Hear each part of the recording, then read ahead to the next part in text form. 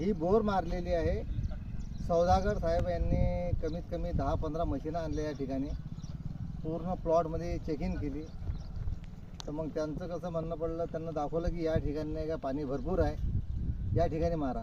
तर तरी मी त्यांना म्हटलं की बाबा सांगा, पण ते म्हणत की नाही मारा तुम्ही या ठिकाणी 100% नाही का पाणी भरपूर येईल.